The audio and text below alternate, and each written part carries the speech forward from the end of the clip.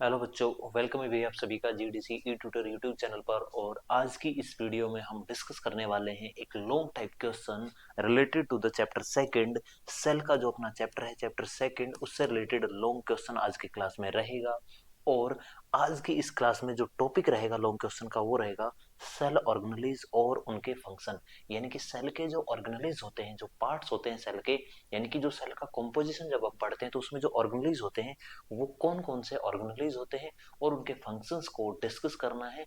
तो ये क्वेश्चन रहेगा लॉन्ग टाइप क्वेश्चन, जिसको जनरली 5 मार्क्स में पूछा जाता है। तो स्टार्ट करते हैं भाई। सबसे पहले हम टाइप ऑफ क्वेश्चंस डिस्कस करेंगे। तो यहाँ पर आप देखेंगे पूछा गया है क्वेश्चन में, what is the cell giving its organelles and their function. What is cell giving its organelles. Cell जो है उसकी ऑर्गेनेलिज कौन कौन सी है और उनके फंक्शंस क्या क्या है। नेक्स्ट पूछा गया है define a cell, describe organelles with functions. यानी कि टॉपिक रहेगा सेल ऑर्गेनेलिज, बताइए कौन कौन से सेल ऑर्गेनेलिज होते हैं सेल के अंदर, सेल क्या है, सेल के ऑर्गेनेलिज क्या है और उनके क्या क्या कार्य हैं। उससे रिलेटेड ये अलग अलग डिफरेंट डिफरेंट पैटर्न है भाई किसका, क्वेश्चंस का। यानी कि किस किस पैटर्न से एग्जामिनर क्वेश्चंस को घुमा करके चेंज करके दे सकता है, वो पैटर्न्स आप यहाँ से पढ़ सकते हैं। एक बार सारे क्वेश्चंस को इत्मीनान से तसल्ली से रीड आउट करना है, पढ़ना है कि क्या क्वेश्चन में बोला गया है।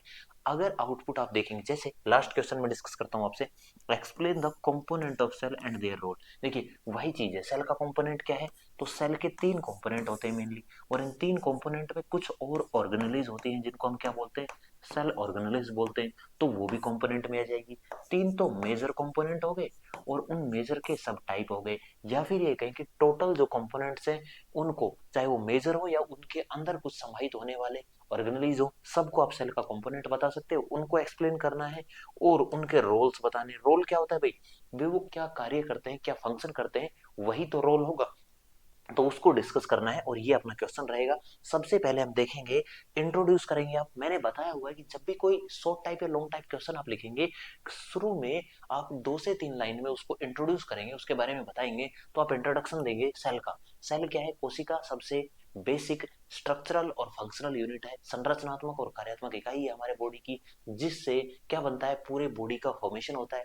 किसी भी लिविंग ऑर्गेनिज्म में सेल एक बेसिक स्ट्रक्चरल और फंक्शनल यूनिट है। सेल का जो डिस्कवरी है, जो खोज है, वो 1665 में रॉबर्ट हुक ने किया था। आप ये चीज भी बता सकते हैं साथ में कि रॉबर्ट हुक ने भाई इसकी खोज की थी, इसका डिस्कवरी किया था। ह्यूमन बॉडी में लगभग 100 ट्रिलियन सेल्स, जिसको हम 10 to the power 14 बोलते हैं, वो प्रेजेंट होते हैं। एंड एवरेज साइज की अगर बात करें तो लगभग 10 माइक्रोमीटर, मास की अगर बात करें तो 1 नैनोग्राम। ये बेसिक इंफॉर्मेशन है अबाउट द सेल। इसके अलावा आप सेल का लॉन्ग क्वेश्चन जब भी अटेम्प्ट करेंगे तो सेल का स्ट्रक्चर जो है वो भी इंपॉर्टेंट है। सेल का स्ट्रक्चर भी आपको आना चाहिए।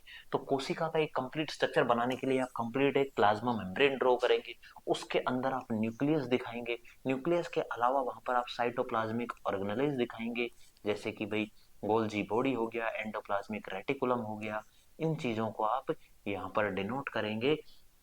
और ये वाला जो स्ट्रक्चर आप अगर बना देंगे, इसमें सारे अभी मैंने शॉर्ट में बनाया, इसके अलावा लाइसोसोम्स दिखाएंगे, एंडोप्लाज्मिक रेटिकुलम हो गया, राइबोसोम्स यहाँ पर दिखाएंगे आप। राइबोसोम्स के अलावा आप यहाँ पे कह सकते हैं वैक्यूल्स दिखाएंगे। इसके अंदर आप फिलामेंट्स दिखा सकते हैं, जिनको हम माइक्रो फिलामेंट्स या माइक्रो ट्यूबुल्स बोलते हैं, जो स्ट्रक्चरल सपोर्ट देते हैं सेल को। तो उनको आप एक बड़ा सा स्ट्रक्चर बना करके एग्जाम में कंप्लीट सेल का डायग्राम दिखाएंगे और उन सेल के डायग्राम्स को लेबल करेंगे। जैसे प्लाज्मा मेम्ब्रेन, लेबल मतलब उनके नाम लिखेंगे, कौन सी चीज कहाँ पर मौजूद है। Mitochondria, centrioles, vacuoles, lysosomes. इसके अलावा न्यूक्लियस, और न्यूक्लियस भी 3 चीजों की मिलकर बनी होती है। पहले होता है न्यूक्लियस मेम्ब्रेन, फिर होता है न्यूक्लियोलस, और उसके अंदर प्रेजेंट होते हैं chromatins which contains the genetic information, means which contains the gene, nucleic acid, DNA and RNA of inflammatory threads. Next one is ribosomes, Golgi apparatus, intermediate filaments जिनको हम माइक्रोट्यूब्यूल्स या माइक्रोफिलामेंट्स बोलते हैं, एंडोप्लाज्मिक रेटिकुलम जिसमें smooth और rough endoplasmic reticulum होता है। तो ये सारे स्ट्रक्चर्स को आप लेबल कर देंगे, इंट्रोडक्शन लिख देंगे, और उसके बाद में आप एक एक सेल ऑर्गेनेलिज को डिटेल में डिस्कस करेंगे। तो यहाँ पर आप देखेंगे सेल मेम्ब्रेन जिसको कोशिका झिल्ली बोलते हैं, साइटोप्लाज्म जिसको कोशिका द्रव्य बोलते हैं, न्यूक्लियस यानी कि जिसको केंद्रक बोला जाता है, माइटोकॉन्ड्रिया, गोल्जी बॉडीज, गोल्जी पिंड, लिपिड, लाइसोसोम्स, अंतर्द्रव्य जालिका यानी कि एंडोप्लाज्मिक रेटिकुलम, राइबोसोम्स, यानी कि टोटल मोस्ट इंपोर्टेंट 8 आपके सेल ऑर्गेनेलिज दिखाए हुए। तो क्या ये 8 होते हैं? भाई इनके अलावा भी कुछ होते हैं, जैसे कि हमने बताया माइक्रोट्यूब्यूल्स हो गए, सीलिया, फ्लैजेला होते हैं, जो अपनी प्लाज्मा मेम्ब्रेन होती है उसके ऊपर हेयर लाइक स्ट्रक्चर सीलिया, फ्लैजेला, एक एक्सटेंडेड आउट ग्रोथ होता है जिसको हम फ्लैजेला बोलते हैं। तो मेजर तो ये सेल ऑर्गेनेलिज है, इसके अलावा कुछ और भी होती हैं, आप ऐसे डिस्कस कर सकते हैं, उनके भी आप चाहें तो नाम लिख सकते हैं। अच्छा, एक तो हो गया टोटल, सभी का हमने एक साथ नाम लिख दिया, तो ये हो गया भाई कंपोनेंट ऑफ सेल की, ये सेल के कंपोनेंट। इसके अलावा आप क्या मेंशन कर सकते हैं? तो आप देखेंगे कि इसके अलावा हम क्या मेंशन कर सकते हैं। भाई इसके अलावा हम चाहें तो इसको इजी वे में एक्सप्लेन करने के लिए मैंने पहले क्लास में भी बताया कि कोशिका को आप मेनली 3 पार्ट में डिवाइड कर सकते हैं। कौन कौन से 3 पार्ट? ये फर्स्ट, सेकेंड और थर्ड। सबसे पहले प्लाज्मा मेम्ब्रेन, या जिसको हम सेल मेम्ब्रेन बोलते हैं, प्लाज्मा मेम्ब्रेन। दूसरा आप इसमें मेंशन कर सकते हैं क्या चीज? न्यूक्लियस, जो कि सेंटर में प्रेजेंट होता है, न्यूक्लियस। और तीसरा इसका पार्ट आप कह सकते हैं साइटोप्लाज्म, न्यूक्लियस केंद्रक और साइटोप्लाज्म जिसको हम कोशिका द्रव्य बोलते हैं। तो सेल मेम्ब्रेन, कोशिका द्रव्य और न्यूक्लियस 3 मेन पार्ट है। बाकी जो पार्ट है, बाकी जो कंपोनेंट है वो इन्हीं के कंपोनेंट है। कैसे? कि प्लाज्मा मेम्ब्रेन का स्ट्रक्चर हम इंडिविजुअली अलग से सेपरेटली डिस्कस कर लेंगे कि ये सेपरेट स्ट्रक्चर है। इसी तरह से न्यूक्लियस का स्ट्रक्चर भी हम सेपरेटली डिस्कस कर लेंगे कि ये एक सेपरेट स्ट्रक्चर है। और साइटोप्लाज्म दो है, साइटोप्लाज्म जो है इसके 2 पार्ट होते हैं भाई। तो कौन कौन से? एक तो होता है साइटोसोल, यानी कि न्यूक्लियस को छोड़ के प्लाज्मा मेम्ब्रेन में इस न्यूक्लियस को छोड़ के बाकी जितना भी पार्ट बच गया, एक तो ये हो गया, first one is, second one is nucleus, और जितना भी पार्ट यहाँ पर बच गया उसको हम बोलते हैं साइटोप्लाज्म। और उसके 2 पार्ट होते हैं, एक होता है साइटोसोल और दूसरा होता है साइटोप्लाज्मिक ऑर्गेनेलिज। साइटोप्लाज्मिक ऑर्गेनेलिज यानी कि साइटोप्लाज्म के अंदर ऑर्गेनेलिज होती है। तो साइटोसोल तो क्या होता है? फ्लूइड पोर्शन जो होता है, लिक्विड पार्ट जो होता है, फ्लूइड पोर्शन, सेमी सॉलिड जो पार्ट होता है वो साइटोसोल। और इसके अलावा जो हार्डर मटेरियल होते हैं या सेलुलर सब्सटेंसेस जो होते हैं उनको हम क्या बोलते हैं? साइटोप्लाज्मिक ऑर्गेनेली या सेल ऑर्गेनेली, जिसमें mitochondria, Golgi body, lysosomes, endoplasmic reticulum, ribosomes, vacuoles, microtubules, microfilament, cilia, flagella, ये सारी चीजें साइटोप्लाज्मिक ऑर्गेनेलिज में आप कह सकते हैं। लेकिन इन सबको मिला करके ये 3 बेसिक पार्ट और इनके ये सब पार्ट चाहे तो आप कंप्लीट कंपोनेंट को एक साथ भी लिख सकते हैं। ठीक है, अब इंडिविजुअली उनके बारे में आप डिस्कस कर देंगे। कोशिका झिल्ली जो होता है, सेल मेम्ब्रेन जो होता है, आपने डिस्कस किया हुआ है कि सर ये सेल को प्रोटेक्ट करता है, बाहर से बचाता है। सेल का जो स्ट्रक्चर है कि सेल का बनावट किस तरह का होगा, ये कि भाई राउंड बिल्कुल होगा या इस तरह का होगा, ये बनावट कौन डिसाइड करता है? Plasma membrane. साथ में ये एक सेलेक्टिव परमिएबल मेम्ब्रेन है। सेलेक्टिव का मतलब जो सेलेक्ट करती है, परमिएट का मतलब होता है किसी चीज को क्रॉस करके जाना, किसी चीज के अंदर से गुजर के जाना।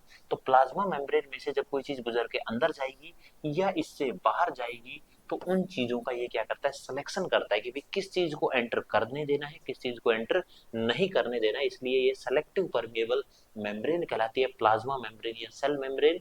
और ये कंट्रोल करती है entry and exit of the substances की एंट्री और एग्जिट को ये कंट्रोल करती है। साथ में आप इसमें एडिशनल ये भी बता सकते हैं कि सर ये फोस्फोलिपिड बाइलेयर होती है।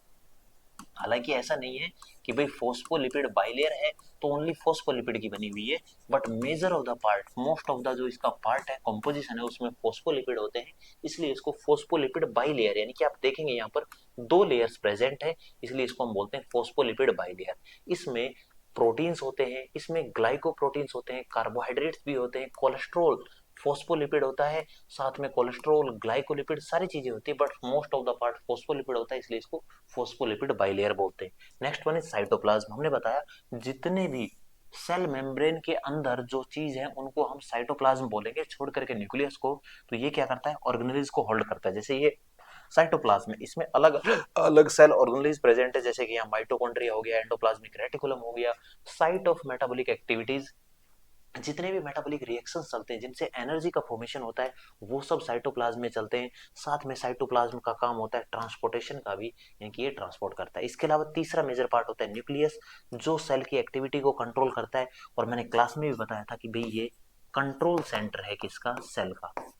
सेल का ये क्या है, कंट्रोल सेंटर। जिस तरह से हमारे बॉडी का कंट्रोल सेंटर हमारा माइंड है, जिसके थ्रू पूरा शरीर कंट्रोल होता है, उसी तरह से सेल का कंट्रोल सेंटर न्यूक्लियस है, और ये डीएनए को स्टोर करता है, ये सेल के डिवीजन को रेगुलेट करता है, ये हम बताएंगे। अगर पार्ट की बात करेंगे तो न्यूक्लियस के 3 मेन पार्ट होते हैं। एक तो सेलुलर नहीं लिखेंगे, सॉरी, न्यूक्लियस मेम्ब्रेन, जिसको हम न्यूक्लियर मेम्ब्रेन कहेंगे, न्यूक्लियर मेम्ब्रेन।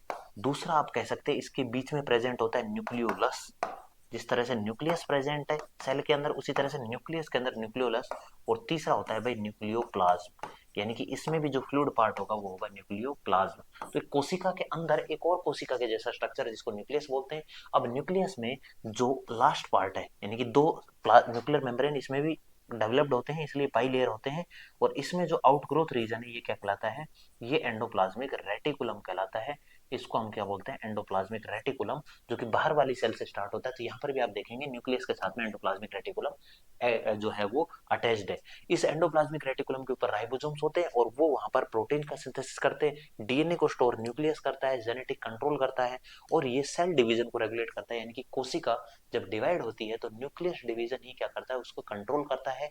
और न्यूक्लियस जब डिवाइड होता है तो वहां पर नंबर ऑफ क्रोमोसोम्स का आप सेग्रीगेशन देखते हैं कि भाई हैप्लोइड डिवीजन है, डिप्लोइड डिवीजन है, माइटोसिस या मियोसिस में, तो वो सब न्यूक्लियस के द्वारा कंट्रोल किया जाता है। इसके अलावा सेल ऑर्गेनेल्स है माइटोकॉन्ड्रिया, जिसको हम पावर हाउस ऑफ सेल बोलते हैं, बिकॉज यहाँ पर एटीपी बनता है, और एटीपी को हम क्या बोलते हैं, एनर्जी, फॉर्म ऑफ एनर्जी जो हमारी बॉडी में, वो क्या है, एडिनोसिन ट्राइफॉस्फेट एटीपी, और वो बनता है माइटोकॉन्ड्रिया में।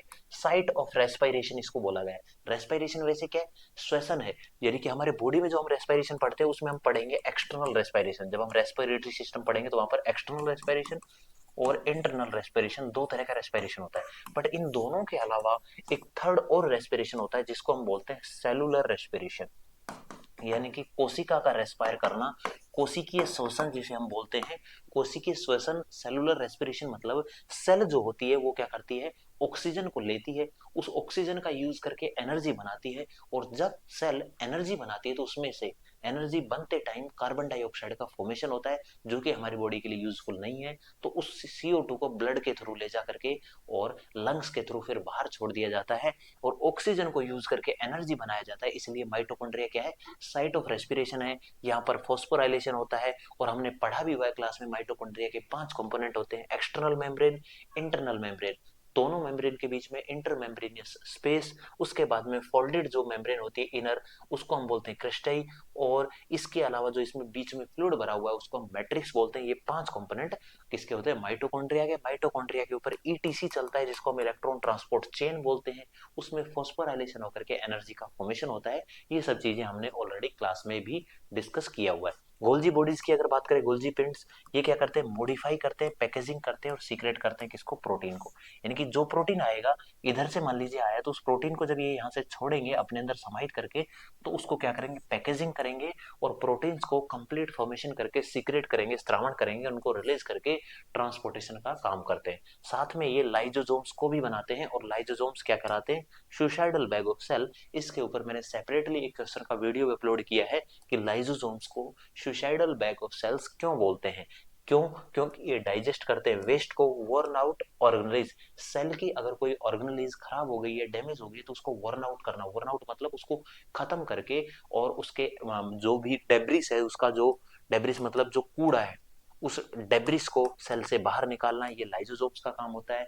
इसके अलावा अगर सेल जो है वो प्रॉपर फंक्शनिंग नहीं कर पा रहा है, या फिर सेल का जो ड्यूरेशन है, टाइम ड्यूरेशन है, लाइफ स्पेन जो है वो कंप्लीट हो गया है, तो सेल को भी ये डैमेज करता है, और उस प्रोसेस को हम बोलते हैं ऑटोलाइसिस। क्या बोलते हैं, ऑटोलाइसिस, यानी कि सुसाइड करना किसका, सेल का, सुसाइड करना कंप्लीट सेल का। सुसाइडल बैग इसलिए बोला गया। और ये जो प्रोसेस है जहां पर हमने पढ़ा digest waste and worn out organelles, इस प्रोसेस को बोलते हैं ऑटोफेजी। क्या बोलते हैं, ऑटोफेजी और ऑटोलाइसिस, दो प्रोसेस होते हैं। इनको मैंने क्लास में आपको बताया भी हुआ है, साथ में लाइसोसोम से रिलेटेड सेपरेटली भी क्वेश्चन करवाया है।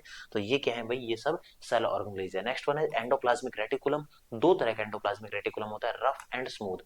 रफ एंडोप्लाज्मिक रेटिकुलम मैंने थोड़ी देर पहले ही बताया कि ये जो न्यूक्लियस है, इस न्यूक्लियस में दो मेम्ब्रेन है। जो आउटर मेम्ब्रेन है उसका आउटर ग्रोथ, यानी कि उसी का बढ़ा हुआ जो हिस्सा है, वो एंडोप्लाज्मिक रेटिकुलम कहलाता है। क्या कहलाता है, एंडोप्लाज्मिक रेटिकुलम कहलाता है। अब ये जो एंडोप्लाज्मिक रेटिकुलम दो तरह का होता है, एक रफ और एक स्मूथ। रफ के ऊपर क्या होता है भाई, राइबोसोम्स प्रेजेंट होते हैं इस तरह से, और इसलिए इसको हम बोलते हैं rough endoplasmic reticulum. Rough endoplasmic reticulum होता है ये, RER, रफ एंडोप्लाज्मिक रेटिकुलम। जबकि जिस पे राइबोसोम्स नहीं है वो क्या है, SER, स्मूथ एंडोप्लाज्मिक रेटिकुलम। और ये एंडोप्लाज्मिक रेटिकुलम क्या करता है, जो रफ है, बिकॉज राइबोसोम्स क्या करते हैं, प्रोटीन का सिंथेसिस करते हैं। ये राइबोसोम्स है, राइबोसोम्स की जो स्मॉल यूनिट है ये अमीनो एसिड्स, आपने देखा प्रोटीन जो है वो अमीनो एसिड से बना होता है, पॉलीपेप्टाइड यूनिट होता है, तो अमीनो एसिड्स के सीक्वेंस को जोड़ता है और उससे प्रोटीन का सिंथेसिस करता है कौन, रफ एंडोप्लाज्मिक रेटिकुलम। बिकॉज वहां पर राइबोसोम्स है और राइबोसोम्स प्रोटीन का सिंथेसिस करते हैं, इसलिए एंडोप्लाज्मिक रेटिकुलम RER पर प्रोटीन का सिंथेसिस होता है, जबकि स्मूथ के ऊपर लिपिड का सिंथेसिस होता है, डिटॉक्सिफिकेशन होता है, ये प्रोसेस स्मूथ करता है। राइबोसोम्स वही, रफ एंडोप्लाज्मिक भी राइबोसोम्स है, तो प्रोटीन का सिंथेसिस, ग्रोथ और रिपेयर के लिए प्रोटीन सिंथेसिस जरूरी है, उसको राइबोसोम्स करते हैं। तो भाई ये सभी सेल ऑर्गेनेलिज थे, इनके हमने फंक्शन इंडिविजुअली डिस्कस किए। आई होप आपको सारे सेल ऑर्गेनेलिज और उनके फंक्शंस जो हैं वो समझ आए होंगे। इस वीडियो में इतना ही, और इसके अलावा आप अगर चाहें तो डीफॉर्म फर्स्ट ईयर और सेकंड ईयर दोनों ईयर्स के लिए डिप्लोमा की जो सेपरेट बुक्स हैं, यानी कि जिनके अंदर exact content up to the marks जो आपके एग्जाम पर्सपेक्टिव से होता है वो मेंशन होता है। आप चाहें तो इंग्लिश लैंग्वेज में ओनली ये वाले फर्स्ट ईयर और सेकंड ईयर के बुक्स ऑर्डर कर सकते हैं, 5 set of books first year and 6 set of books second year. और सेम इधर भी अगर आप देखेंगे तो ये बाइलिंगुअल बुक्स हैं, यानी कि हिंदी प्लस इंग्लिश दोनों में जहां पर कंटेंट अवेलेबल होगा। और अगर आप हिंदी में भी कंटेंट चाहते हैं, यानी कि बाइलिंगुअल बुक्स चाहते हैं, तो आप ये बुक्स भी ऑर्डर कर सकते हैं JDC ऐप पर जाकर के, ये बुक्स आपके लिए अवेलेबल है। इसके अलावा फ्री ई नोट्स अगर आप चाहते हैं तो डिप्लोमा टाइप करके इन नंबर पर सेंड कर सकते हैं, और डिस्क्रिप्शन में जो गूगल फॉर्म दिया गया है उस गूगल फॉर्म को भी आप लोग सभी भर दीजिए, तो आपको ई नोट्स जो है वो अवेलेबल हो जाएंगे सभी वीडियोस और सभी क्लासेस के। इस वीडियो में इतना ही, मिलते हैं किसी नए और बेस्ट लर्निंग टॉपिक के साथ में JDC ई ट्यूटर पर नेक्स्ट टाइम। तब तक के लिए टेक केयर।